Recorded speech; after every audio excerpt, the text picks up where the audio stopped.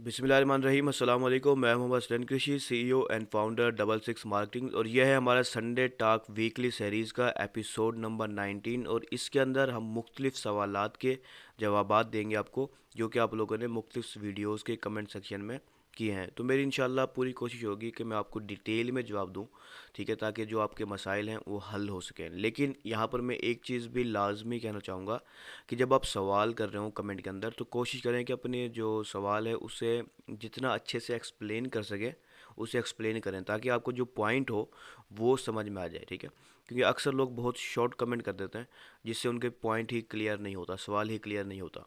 तो जितना अच्छे से आप एक्सप्लेन कर सकें उतने अच्छे से एक्सप्लेन करें, ठीक है, ताकि आपको जो पॉइंट समझ में आएगा तो ही उसका जवाब आपको प्रॉपर और अच्छे से मिलेगा और आप इंशाल्लाह उसको उससे जो है ना उस जवाब से आपको फ़ायदा होगा, ठीक है। तो कोशिश करें कि आप डिटेल में सवाल पूछें। तो चलिए अपनी इस वीडियो को स्टार्ट करते हैं। लेकिन अगर आपने अभी तक मेरे चैनल को सब्सक्राइब नहीं किया हुआ तो इसे सब्सक्राइब कर लें, और अगर आपको वीडियो पसंद आए तो इसे लाइक करें और अपने दोस्तों के साथ भी शेयर करें, ताकि उन्हें भी इस वीडियो से फ़ायदा हो सके। क्योंकि इसमें बहुत सारे सवालात के हम जवाब देंगे, तो इंशाल्लाह एक सवाल आपका अगर है 10 सवाल आपको और भी सीखने को मिलेंगे, जो इंशाल्लाह आपके फ्यूचर में आपके काम आएंगे। तो चलिए स्टार्ट करते हैं। तो सबसे पहला सवाल ये आता है, अस्सलाम वालेकुम। वालेकुम सलाम। Here is a question about email forwarding it if we use a third party domain like GoDaddy and other than can we add the email forwarding in our Shopify admin. अच्छा देखिए, सबसे पहली चीज़ मैं ये कहना चाहूँगा कि ईमेल फॉरवर्डिंग का जो मेन मकसद होता है वो ये होता है कि आप मिसाल के तौर पर आप बिज़नेस ईमेल जो होता है आपका आपके डोमेन के ऊपर, अब उसका इंटरफेस अच्छा नहीं होता या आप रोज़ उसे ओपन नहीं रख सकते किसी वजह से, तो आप चाहते हैं कि आपके पर्सनल ईमेल पे या किसी ऐसे ईमेल पे जो आपके पास हर वक्त लॉगिन रहता है वो ईमेल फॉरवर्ड हो जाए, ठीक है। तो मिसाल के तौर पर आपके जो वेबसाइट है उसका ab contact@, आपके domain.com एक ईमेल है, उसके ऊपर जो भी ईमेल आए वो आपके पर्सनल ईमेल पे फॉरवर्ड हो जाए, इसे ईमेल फॉरवर्डिंग कहा जाता है, ठीक है। जो शॉपिफाई है वो किसी किस्म की भी ईमेल रिसीविंग का कोई सर्विस नहीं देती आपको, ठीक है। अगर आप शॉपिफाई के ऊपर डोमेन भी बाय करें तो वो ऑटोमेटिकली ईमेल फॉरवर्डिंग लगा देती है कि आप ईमेल बना लें और वो आपकी ईमेल फॉरवर्ड हो जाएगी आपके पर्सनल ईमेल के ऊपर, जो कि बाय डिफ़ॉल्ट आपका शॉपिफाई के ऊपर जो ईमेल लगा होगा उसके ऊपर वो ईमेल फॉरवर्ड हो जाएगी, ठीक है। ये ऑटोमेटिकली शॉपिफाई लगा देता है। लेकिन अगर आप डोमेन शॉपिफाई से आउटसाइड बाय करेंगे, यानी GoDaddy से या नेमचीप से या किसी भी प्लेटफॉर्म से, तो उस सूरत में आपका शॉपिफाई से कोई ताल्लुक नहीं है, ठीक है।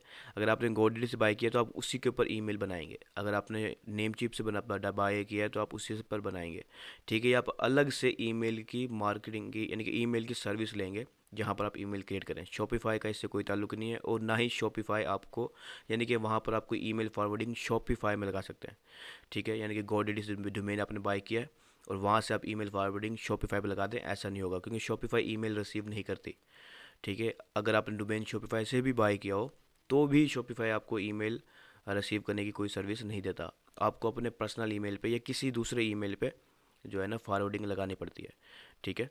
तो शॉपिफाई एडमिन में किसी किस्म की फॉरवर्डिंग नहीं लगती। तो इन शॉर्ट में अगर आपके सवाल का जवाब दूँ मैं, तो शॉपिफाई एडमिन में कोई ईमेल फॉरवर्डिंग नहीं लगेगी, ठीक है। बेशक GoDaddy से बाय किया हो आपने या नेमचीप से बाय किया हो, ठीक है। आप वो ईमेल फॉरवर्डिंग अपने किसी दूसरे ईमेल पे लगाएंगे और उसके लिए आपको ईमेल की सर्विस GoDaddy या नेमचीप से जिससे आपने डोमेन लिया है उससे बाय करनी होगी, ठीक है। लेकिन अगर आपने शॉपिफाई से डोमेन बाय किया होगा तो शॉपिफाई ऑटोमेटिकली ईमेल फॉरवर्डिंग लगा देगा आपके ईमेल, आप वहाँ पर बना सकते हैं शॉपिफाई के ऊपर, लेकिन वहाँ पर रिसीव नहीं कर सकते, रिसीव आपको आपके पर्सनल ईमेल पे होगी। अगला सवाल है, COD में प्रोडक्ट डिलीवरी होने के बाद अपनी मार्जिन कैसे मिलेगी। अच्छा देखें, सबसे पहली चीज़, अगर आप COD कर रहे हैं यानी कैश ऑन डिलीवरी आपने अपने स्टोर पे लगाई हुई है, तो उस सूरत में आपको क्या करना होता है कि आप अपने मर्चेंट अकाउंट बनाते हैं किसी कोरियर कंपनी के साथ, ठीक है। यानी कि जैसे TCS है, लिपर्ड है, MNP है, इसके अलावा कुछ लोकल भी हैं जैसे ट्रैक्स वगैरह, यानी कि लोकल से मुराद छोटी छोटी कंपनीज भी हैं जैसे ट्रैक्स की मैंने आपको बात इसमें एग्जांपल दी है। तो अब इन कंपनियों में से किसी भी एक कंपनी को आप सिलेक्ट कर लें और उनके पास जाएं, उनके ऑफिस में, उनसे के मर्चेंट अकाउंट बना दें, ठीक है। वो मर्चेंट अकाउंट बना देंगे आपको। तो उस वक्त आप क्या करेंगे, जब आप डिलीवरी करेंगे तो वो कंपनी आपके बिहाफ पे कस्टमर से पेमेंट लेगी, ठीक है। कस्टमर से पेमेंट लेने के बाद वो आपके अकाउंट में, बैंक अकाउंट में जो कि उसने मर्चेंट अकाउंट बनाते वक्त लगाया होगा, वो आपके बैंक अकाउंट में पेमेंट को ट्रांसफ़र कर देगी। ठीक है, तो इस तरह से आपका प्रॉफिट मार्जिन आपके पास आ जाएगा। लेकिन अगर आप ड्रॉप शिपिंग कर रहे हैं, आप HSC से कर रहे हैं या किसी और सप्लायर से कर रहे हैं, तो वो सप्लायर आपका प्रॉफिट मार्जिन आपको देगा। ठीक है, ये चीज़ क्लियर करें। अगर ड्रॉप शिपिंग कर रहे हैं तो सप्लायर आपको प्रॉफिट मार्जिन देगा, और अगर आप अपनी ई कॉमर्स कर रहे हैं तो फिर आप मर्चेंट अकाउंट बना के शिपिंग कोरियर वगैरह से वहाँ से आपको प्रॉफिट मार्जिन मिलेगा, यानी कि आपकी पूरी पेमेंट आपको आपके अकाउंट में मिल जाएगी प्रोडक्ट की। अगला सवाल है, अस्सलाम वालेकुम। वालेकुम सलाम, hope you are doing well, अल्हम्दुलिल्लाह। I want to add product in TikTok shop from Shopify. ठीक है, what is the best option to upload product from Shopify? Manual upload या sync upload by third party app? If third party app is better please recommend me a best app. अच्छा देखें, सबसे पहली चीज़ हम आपके पहले सवाल का जवाब देते हैं कि कौन सा ऑप्शन बेस्ट है प्रोडक्ट को अपलोड करने का। ठीक है, शॉपिफाई से टिकटॉक शॉप के अंदर। अच्छा देखें, सबसे पहली चीज़, शॉपिफाई से अगर आप ड्राइव टिकटॉक शॉप में अपलोड करना चाहते हैं, उसका तो एक ही तरीका है कि आप उसको सिंक कर दें। ठीक है, थर्ड पार्टी ऐप के ज़रिए। और अगर आप जो है उसे ऑटोमेटिक करना चाहते हैं, सॉरी मैनुअली करना चाहते हैं, तो फिर आपको हर प्रोडक्ट की details manually Shopify sorry TikTok shop के अंदर ऐड करनी होगी। इसके ऊपर मेरी वीडियो मौजूद है, टिकटॉक सॉरी इसी कंप्लीट जो टिकटॉक शॉप कंप्लीट कोर्स आप देख रहे हैं, इसी में मैंने प्रोडक्ट ऐड करना दिखाया होगा मैनुअली।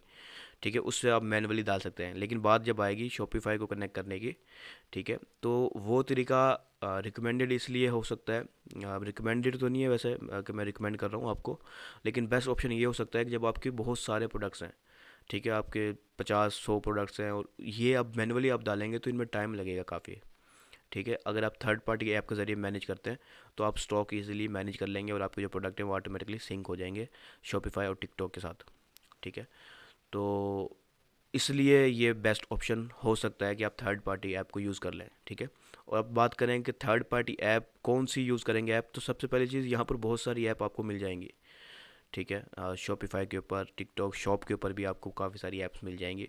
कुछ ऐप हैं वो जो टिकटॉक शॉप खुद भी रिकमेंड करता है। ठीक है, तो बेस्ट है कि आप उनमें से किसी ऐप को सिलेक्ट करें, उनकी प्राइसिंग देखें कि कौन सी प्राइसिंग आपके बजट के लिए बेस्ट है, क्योंकि ऐप सारी ही अच्छी हैं। आपने देखना ये है कि अब कौन सी प्राइसिंग आपके लिए बेस्ट है, कौन कौन से फीचर्स हैं जो आपको चाहिए आपके प्रोडक्ट के लिहाज से, तो वो फीचर्स प्राइसिंग के लिहाज से आप देख सकते हैं। पाकिस्तानी डेवलपर्स की भी शॉपिफाई ऐप स्टोर में आपको ऐप्स मिल जाएंगी जो कि आपको ये सहूलत देती हैं। ठीक है, लेकिन सबके फीचर्स जो है ना डिफरेंट हो सकते हैं, और आपको जो प्रोडक्ट है आपका, जो भी जिस कैटेगरी का भी प्रोडक्ट है, उसके लिहाज से भी आप सिलेक्ट कर सकते हैं। ठीक है, तो इसमें बहुत सारी ऐप हैं, 2-3 ज़्यादा मशहूर हैं, तो आप उनमें से किसी को ट्राई करें पहले ना। मैं यहाँ पर किसी का भी ऐप का नाम नहीं ले रहा। ठीक है, मैं बेस्ट ऑप्शन ये है कि आप खुद डिसाइड कर लें थर्ड पार्टी ऐप्स के साथ, क्योंकि अक्सर लोगों को कुछ थर्ड पार्टी ऐप्स के अंदर मुश्किलात आती हैं कि वहाँ पर प्रोडक्ट सही से सिंक नहीं होता। ठीक है, और अगर वो सही से सिंक नहीं हो रहा होता तो काफ़ी मुश्किलात का सामना होता है। तो बेस्ट ये कहूँगा मैं आपको, अगर शॉर्ट में कहूँ, आप 2-3 ऐप ट्राई कर लें उनके फ्री वेरिएंट्स। ठीक है, और देख लें कि वो प्रोडक्ट सही से सिंक हो रहा है या नहीं हो रहा। ठीक है, फिर जो बेस्ट आपको लगे आपकी एक्सपीरियंस के लिहाज से, आप उसको सिलेक्ट कर सकते हो। लेकिन बेस्ट ऑप्शन ये होगा कि आप किसी थर्ड पार्टी ऐप के ज़रिए उसकी जो स्टॉक है उसको मैनेज कर लो, यानी कि आपस में सिंक कर लो। मैनुअली करने में आपको काफ़ी ज़्यादा मुश्किलात भी आ सकती हैं, और ज़ाहिर सी बात है टाइम भी लगेगा काफ़ी। अगला सवाल है, हेलो सर, आपके व्यू कुछ और आ रहा है, मेरा डैशबोर्ड का व्यू कुछ और आ रहा है। That's why my transfer my why main transfer मुझे ऐड न्यू सप्लायर का भी ऑप्शन भी शो हो रहा है। Please help, I will be waiting for your response. अच्छा देखिए, सबसे पहली चीज़, चीज़ों में तब्दीलियाँ आती रहती हैं। ठीक है, कुछ नए ऑप्शन आते हैं, कुछ ऑप्शन ख़त्म हो जाते हैं। ठीक है, तो हो सकता है कि जब ये वीडियो बनाई हो उस वक्त वो ऑप्शन ना हो, इस वजह से आपको शो नहीं हो रहा, वरना शॉपिफाई में कोई डिफरेंस नहीं है स्पेशल। ठीक है, तो इसलिए आप इस चीज़ से परेशान ना हो। अगर आपको कोई एक्स्ट्रा चीज़ नज़र आ रही है तो आप उसको एक्सप्लोर करें, इंशाल्लाह आपको उम्मीद है कि वो फ़ायदेमंद ही नज़र आएगी। तो आपको अब यहाँ पर ऐड न्यू सप्लायर का जो ऑप्शन है, उसमें बेस्ट ऑप्शन शॉपिफाई ने अब ये दे दिया है कि जिसके ई कॉमर्स करते हैं जो लोग, उनके पास सप्लायर एक से ज़्यादा भी हो सकते हैं, यानी कि उनके पास 50 प्रोडक्ट हैं, तो 10 प्रोडक्ट किसी और सप्लायर से ले रहे हैं, 20 वो किसी और से ले रहे हैं, और 10 किसी और से ले रहे हैं, यानी कि डिफरेंट क्वान्टिटी में वो प्रोडक्ट्स ले रहे हैं किसी से, कैटेगरी वाइज। तो वो आप सारे सप्लायर भी बना सकते हैं, ताकि वो ये चीज़ ट्रैक कर सकते हो आपके किस सप्लायर से कितनी अमाउंट में प्रोडक्ट्स इन्वेंट्री आ रही है और किस वेयर हाउस में जा रही है। ठीक है, तो जो ऑप्शन पहले नहीं था वो ज़ाहिर सी बात है हमने वीडियो में कवर नहीं किया, लेकिन अगर वो ऑप्शन नया आ गया है तो ज़ाहिर सी बात है वो वीडियो तो ओल्ड है, तो इस वजह से उसमें हम शो नहीं करवा सकते। अगर आपको शो हो रहा है तो बस आप एक्सप्लोर करें, ज़्यादा मसला नहीं होगा। और जो चीज़ नहीं शो, जो चीज़ सेम शो हो रही है वो तो ज़ाहिर सी बात है उसमें तो आपको कोई परेशानी होगी, वो वीडियो में आप देख लेंगे। कोई नई चीज़ भी आ सकती है, वक्त के साथ तब्दीलियाँ भी आती हैं, तो आप उसे एक्सप्लोर करें।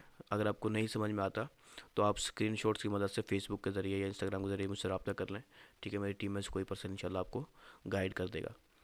अगला सवाल आता है प्राइस के मामला क्या होगा, मतलब एक ही प्रोडक्ट को हम डिफरेंट मार्केट्स में सेल कर रहे हों तो उससे एक प्रोडक्ट की डिफरेंट मार्केट्स में डिफरेंट प्राइस होगी, उसको कैसे सेटअप करेंगे।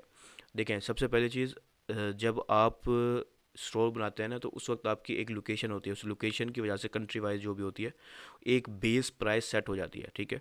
मिसाल के तौर पर वो पाकिस्तानी रुपीज़ हैं या यूएस डॉलर हैं, वो एक बेस प्राइस है आपकी, ठीक है। वो प्राइस जब सेट कर ली ना आपने और वो सेट हो गई है, तो अब जब आप जियो लोकेशन ऐप यूज़ कर रहे होते हैं या कोई और कन्वर्जन ऐप यूज़ कर रहे होते हैं तो वो ऑटोमेटिकली कन्वर्ट करके प्राइस को, यानी कि यूएस डॉलर आपकी बेस प्राइस ही रहेगी, लेकिन जो यूज़र होगा उसकी कंट्री के लिहाज से उसको प्राइस उसकी करेंसी में दिखाना शुरू कर देगी, ठीक है। कोई दुबई में कर रहा है तो उसको दिरहम में दिखाएगी, ठीक है। कोई यूके में कर रहा है तो उसे पाउंड में दिखा रही होगी, जो यानी कि लोकेशन की वजह से वो उसको उसकी करेंसी को कन्वर्ट करके दिखाएगी। बेस प्राइस आपकी डॉलर ही रहेगी बैक एंड के अंदर, अब उसकी कन्वर्जन रेट को वो ऑटोमेटिकली कैलकुलेट करके उसको एक प्राइस शो करवा रही होगी। तो जब कस्टमर बाय करेगा तो वो आपकी असल में बेस प्राइस जो होगी आपकी डॉलर के अंदर उसी में पे कर रहा होगा, लेकिन कस्टमर को शो हो रहा होगा जैसे कि वो उसकी अपनी लोकल करेंसी में पे कर रहा है, ठीक है। तो ये बेस्ट ऑप्शन है कि आप एक बेस प्राइस सेट कर लें, उसके बाद ये कन्वर्जन लगा दें शॉप जियो लोकेशन ऐप के ज़रिए या किसी भी ऐप के ज़रिए, ठीक है। तो वो ऑटोमेटिकली ये संभाल लेगा, आपको परेशानी नहीं होगी। अगर आप इससे ज़्यादा कॉम्प्लिकेटेड ऑप्शन में जाते हैं तो फिर आपको हर मार्केट्स के अंदर प्राइस को चेंज करना पड़ सकता है, ठीक है। तो इस चीज़ के लिए बेस्ट ऑप्शन यही है कि आप कन्वर्जन लगाएं। डॉलर में मिसाल के तौर पर प्राइस आपकी सिलेक्ट है, वो ऑटो कन्वर्जन लगा के हर पर्सन को उसकी कंट्री के लिहाज से दिखा देगा, ठीक है। तो वो ज़्यादा आसान और सूटेबल रहेगा आपके लिए भी, आपके कस्टमर के लिए भी। अगला सवाल है, मेरे पास वेरीफाइड पायनियर अकाउंट है और मैं फ़िलहाल KSA में यानी कि सऊदी अरबिया में और दुबई में सेल करना चाहता हूँ, वो कैसे करूँ। हाँ, अच्छा देखिए, यहाँ पर एक चीज़ क्लियर करें कि आपके पास जो पायनियर का वेरीफाइड अकाउंट है वो पायनियर का सिंपल अकाउंट है या फिर चेकआउट अकाउंट है। क्योंकि अगर आपके पास पायोनियर का चेकआउट अकाउंट है वेरीफाइड तो फिर तो आप सेल कर सकते हैं, ठीक है। आपने पायोनियर का चेकआउट अकाउंट सिंपली शॉपिफाई के साथ अटैच करना है और आप फिर USA में हो या दुबई में हो, यानी कि KSA में हो या दुबई में हो, किसी भी कंट्री में हो, आप वो सेल कर सकते हैं कार्ड के ज़रिए, यानी कस्टमर आपको बाय कार्ड पे कर देगा, ठीक है। वैसे UAE के अंदर कैश ऑन डिलीवरी भी चल रही होती है, लोकल ड्रॉप शिपिंग सप्लायर जो होते हैं वो कैश ऑन डिलीवरी भी दे रहे होते हैं, तो आप उसके लिहाज से भी कर सकते हैं वैसे, ठीक है। लेकिन ये डिपेंड करेगा कि पायनियर अकाउंट आपका कौन सा है, ठीक है। अगर पायनियर का चेकआउट अकाउंट है तो फिर आप सेल कर सकते हैं इजीली कनेक्ट करके, और अगर आपको पायनियर का चेकआउट अकाउंट नहीं है तो फिर आपको पहले वो बनाना होगा, फिर आप सेल करेंगे। अगला सवाल है, अस्सलाम वालेकुम। वालेकुम सलाम sir, DSR get your exclusive 14 day free trial दिखा रहा है सर, जिसका रिप्लाई कर दें आप। बाय द वे सर, आपकी गाइडेंस बहुत अच्छी है, बहुत मेहरबानी। अच्छा देखिए, सबसे पहली चीज़, इसके अंदर तो एक चीज़ के जो DSR है वो सिर्फ आपको पॉपअप से दिखाते हैं ताकि वो सेल ले सके, लेकिन एक्चुअल में उसका एक फ्री अकाउंट भी है, ठीक है। आप सिंपली पहले DSR की ऐप यानी कि वेबसाइट पे चले जाएं, उसका फ्री अकाउंट बना लें, ठीक है। साइन अप कर लें अपने ईमेल के ज़रिए, फ्री अकाउंट भी होता है और आप उसी को यूज़ कर सकते हो, लाजमी नहीं है कि आप पेड अकाउंट में जाएँ। अगर आपको ये किसी किस्म का एक्सक्लूसिव 40 डे फ्री ट्रायल दिखा रहा है तो आप उसको स्किप कर दो, ठीक है। आप उसे स्किप कर दो और DSR का जो मेन है, समझो जो फ्री वाला ऑप्शन है, आप उसको सिलेक्ट कर लो। स्टार्ट में आपके लिए वो फ्री वाला ऑप्शन भी काफ़ी है, ठीक है। बाकी अगर आपको फिर भी मुश्किलात आ रही हैं तो आप क्या करें, आप स्क्रीनशॉट लें और हमें फेसबुक के ज़रिए, इंस्टाग्राम के ज़रिए सेंड कर दें, फिर मैं या मेरी टीम में से कोई भी पर्सन जो अवेलेबल होगा वो आपको उस के लिहाज से गाइड कर देगा इंशाल्लाह। अगला सवाल है, but now he ask must use VPN, what I can do. अच्छा देखिए, कंप्लीट शॉपिफाई कोर्स की इस वीडियो में आया है, लेकिन अब यहाँ पे चीज़ समझ में नहीं आ रही कि आप किस का कह रहे हैं कि कौन मस्ट यूज़ VPN का ऑप्शन दे रहा है, पेपाल या स्ट्राइप या कोई और, अगर आपके जहन में है तो, ठीक है। अगर VPN लाजमी है, जैसे पेपाल के लिए लाजमी है, ठीक है, तो आपने VPN यूज़ करना है, ठीक है। अब आपके ऊपर है कि आप फ्री VPN यूज़ करें या पेड VPN यूज़ करें, ठीक है, आप किसी फ्री वीपीएन को यूज़ करके काम चला सकते हैं, और अगर आप किसी पेड वीपीएन को यूज़ करते हैं तो आप किसी पेड वीपीएन को यूज़ करके भी काम चला सकते हैं। ठीक है, ये टोटली आपके ऊपर डिपेंड करेगा। ठीक है, तो ये आपकी अपनी मर्ज़ी पर है, जिसको भी चाहे आप सिलेक्ट कर सकते हैं। अगर वीपीएन का यूज़ करना लाजमी है तो फिर आपको वीपीएन यूज़ करना पड़ेगा, फ्री यूज़ कर लें या पेड यूज़ कर लें। ठीक है, अगला सवाल है how to align menu in one line on PC. अच्छा देखें, ये कस्टमाइजेशन के ऑप्शन में आया है। तो जो नेविगेशन मेन्यू होता है, अगर आपने उसमें बहुत सारे ऑप्शन डाल दिए हैं आपने, ठीक है, तो जो बाय डिफ़ॉल्ट शॉपिफाई थीम की नेविगेशन का ऑप्शन है उसको आपको चेंज करना पड़ेगा सीएसएस के ज़रिए। ठीक है, अ, आपको सीएसएस कस्टम कोडिंग थोड़ी सी करनी होगी, और ये फिर सीएसएस से सही हो सकता है अगर ऑप्शन बहुत सारे हैं, वरना आप ऑप्शनों को जो है ना सब कैटेगरीज में डाल दें। ठीक है, एक मेगा मेन्यू सा बना लें। ठीक है, एक मेन कैटेगरी हो, उसकी सब कैटेगरी हो, फिर उसकी सब कैटेगरी हो, यानी कि कुछ ऑप्शन कम कर दें तो ये ऑटोमेटिकली वन लाइन में आ जाएगा, और सब कैटेगरीज और सब कैटेगरीज में डिवाइड करने का। लेकिन अगर आप एज इट इज़ ही रखना चाहते हैं कि सारे ऑप्शन ऐसे ही एक ही लाइन में शो हों, तो फिर आपको सी एस एस करनी पड़ेगी। ठीक है, आप सी एस एस थोड़ा सा कर लें और आपको ये हल हो जाएगा। वैसे आप सी एस एस के ये छोटे मोटे से मसले आप चैट जीपीटी या गूगल बार्ड के ज़रिए भी हल कर सकते हो। ठीक है, जैसे आपने ये मुझसे सवाल किया है, एज इट इज़ वहाँ पर डाल के उससे कहेंगे सी एस एस का कोड बना दे शॉपिफाई स्टोर के लिहाज से। ठीक है, वो आपको कोड सा बना देगी, वो आप शॉपिफाई के कस्टम सी एस एस में डाल दें, वो सही हो जाएगा मसला आपका हल। ठीक है, वरना किसी हल्के फुल्के डेवलपर को, हाँ ठीक है, रब्ता कर लें उससे और उससे कहें कि वो आपके लिए कर दे काम। ठीक है, तो सी एस एस से तो ये ईजिली हो जाएगा, बाकी वरना आप ऑप्शन से थोड़े कम कर लें और सब कैटेगरीज में डिवाइड कर दें तो भी आसानी से हो जाएगा।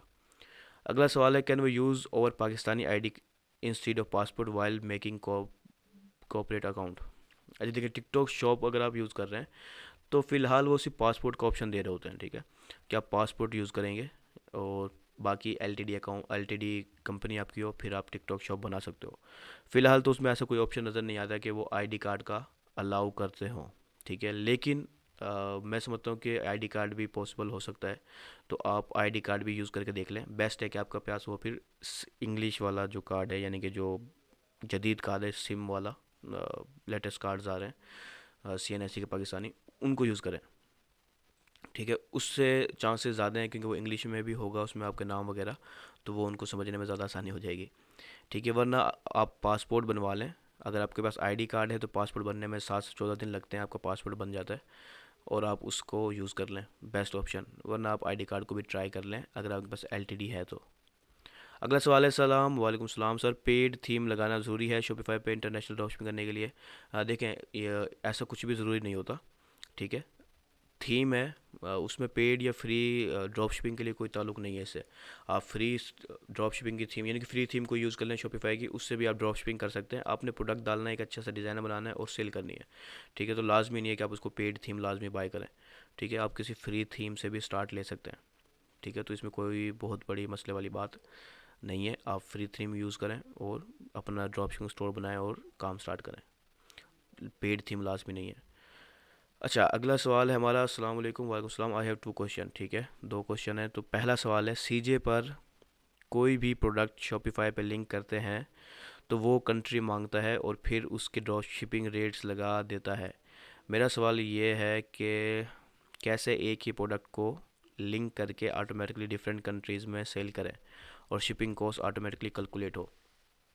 अच्छा देखें, सबसे पहली चीज़, इसका एक हल थोड़ा सा कॉम्प्लिकेटेड है, लेकिन एक हल ये है कि आप जो मार्केट्स बनाते हैं वो तो हर मार्केट्स के लिए आप शिपिंग रेट सेट कर सकते हो। मिसाल के तौर पर एक आपकी एक कंट्री होती है मार्केट आपकी डोमेस्टिक, दूसरी इंटरनेशनल होती है। ठीक है, और आप एक से ज़्यादा मार्केट्स बना सकते हो। शॉपिफाई की मार्केट्स वाली ऐप वीडियो मेरी देखें, उसमें आपको एक तरीका मिल जाएगा। तो आप जिस जिस कंट्री में भी सेल करना चाह रहे हो, ये वर्ल्ड वाइड सेल करना चाह रहे हो, तो वो उनकी डिफरेंट मार्केट रख लो। ठीक है, मिसाल के तौर पर एशियन कंट्रीज़ अलग कर दो, यूरोपियन कंट्रीज़ अलग कर दो, उनकी ऑलमोस्ट सेम प्राइस होगी शिपिंग की। यूएसए की अलग कर दो। तो ये मार्केट्स डिवाइड कर दो, फिर उनकी शिपिंग रेट्स आप सेट कर दो। ठीक है, ड्रॉप शिपिंग में ये मैनुअली आप कर दो एक बार, फिर वो ऑटोमेटिकली खुद ही हर कंट्री या रीजन के लिहाज से वो चेंज करता रहेगी, प्राइस को चार्ज करेगा कस्टमर से।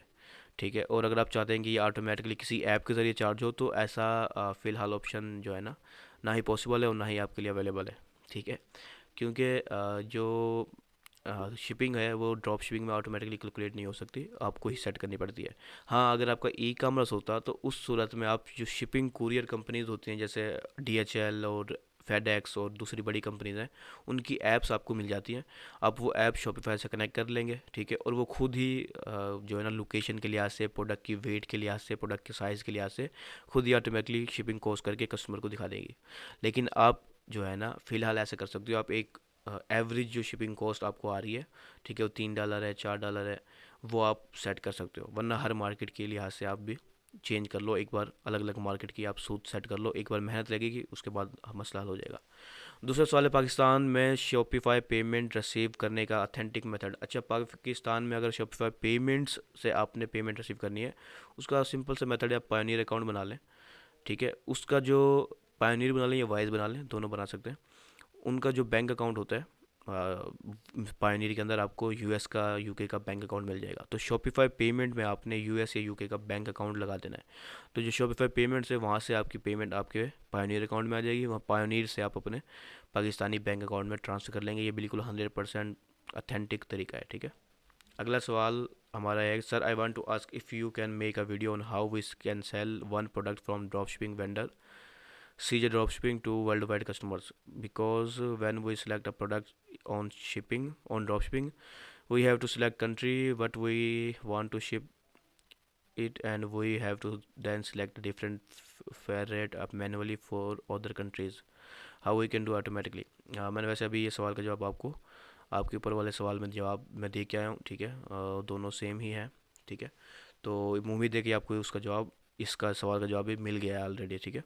तो सिंपल असल अल्फाज में मैं ये कहूँगा कि ड्रॉप शिपिंग में फ़िलहाल जो है ऑटोमेटिकली चीज़ें पॉसिबल नहीं होती, ठीक है, क्योंकि ये सप्लायर के ऊपर होता है। वैसे सप्लायर भी जो शॉपिफाई के ऊपर या CJ के ऊपर होते हैं, उनकी मुख्तलिफ शिपिंग होती हैं मुख्तलिफ एरियाज़ के लिहाज से। तो आप एक एवरेज रख लें, शिपिंग बेस्ट है।